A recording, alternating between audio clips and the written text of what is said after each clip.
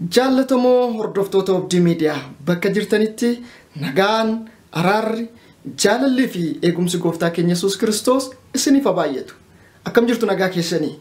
Anillee maatii koo wajjin nagaa guddaan qaba. Inni nagaa isaa nu baay'isee ayyaana isaa keessatti eegee yeroo kanaan nu ga'e gooftaan keenya Yesuus Kiristoos bara baraan ulfina guddaa haa fudhatu.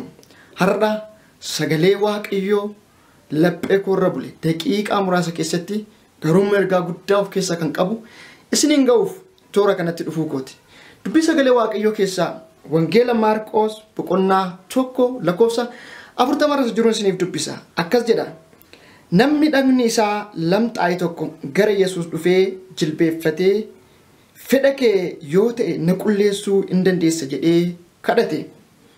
Kanaafis Yesuus garaa laafee fi hiixatee qabee fedheeraa qullaa'e ittiin jedhe. Achumaan namichi lamxii isaa irraa fayyee hin qullaa'ee jedha.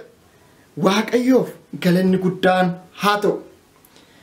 Egaan guyyoota baay'ee keessaa guyyaa tokko namni mudaa qabu tokko, namni gaaffii jireenyaa qabu tokko, namni yeelloo keessa jiru, qaanii keessa jiru tokko gara gooftaa Yesuus Kiristoos furmaataaf dhufuu isaa argina. Namni kun nama lamxiidhaan rukutamedha. Akka seera Museetti namni lamxiidhaan rukutame akka nama mudaa qabutti lakkaa'ama waan ta'eef lafa hawaasni bal'aa walitti qabame keessumaa mana qulqullummaatti argamuu hin danda'u. Nama xureessa mana qulqullummaa xureessa jedhamee waan yaadamu saba bal'aa jidduutti isin argamu. Hamma lamxii isaarraa fayyutti namarraa adda of baasee hawaasarraa adda of baasee qophaa isaa kan jiraatudha. Kanaaf yeroo hundumaa miira gadaantummaatti itti dhaga'ama. Yeroo hundumaa miira ceephoo keessa, miira of jibbuu keessa jiraata namni akka kanaa. Yaaddoo guddaa keessa jiraata namni akka kanaa. Hawaasummaan isaa akkasumas hariiroon namootaaf maatiiwwan isaatii fi firoottan garaagaraa wajjin qabu baay'een isaa gargar waan cituuf jechuudha. Namni kun egaa nama akkasii ture jechuudha.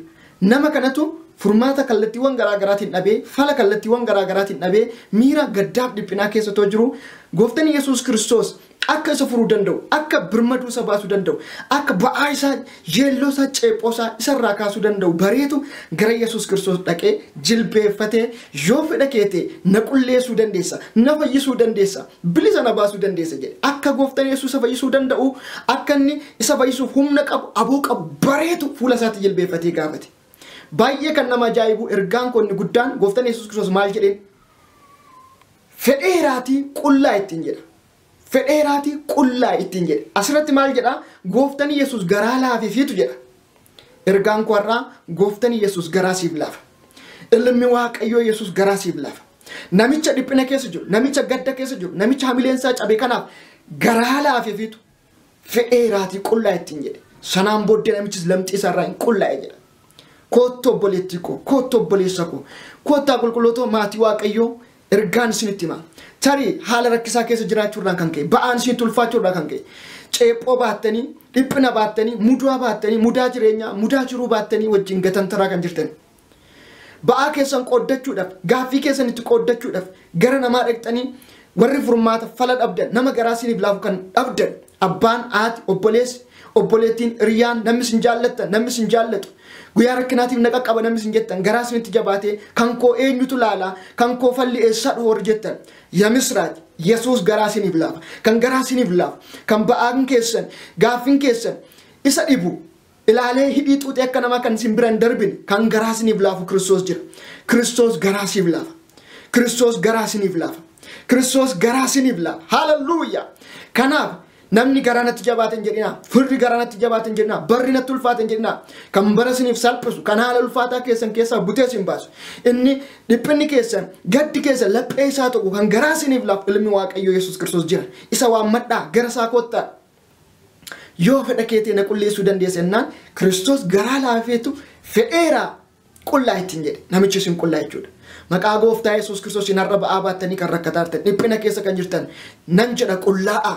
Bilisa ba'a, birmaduu ba'a, boquun keessan olaa jiru. Gaaffiin keessan isiniif deebii haa argatu. Humna nama Naazreetu Yesuusin. Ameen. Egaa kan garaa isinitti jabaate akkuma jiru kan garaa isiniif laafu jira. Innis tokkicha ilma Waaqayyoo Yesuus Kiristoos. Gara isa garaa isiniif laafutti gaaffii keessan, mudoo keessan, ceephoo keessan qabadhaa dhiyaadhaa malee abdiin kutatinaa, yaadda'inaa, boquun isin hin cabin. Haaleluyyaa.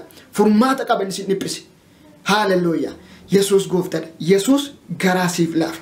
Ameen jedhi fudhadhu. Garasa garaa siif laafutti gaaffii kee dhiphina kee baadhu dhiyaadhu furmaata argatta. Shalom.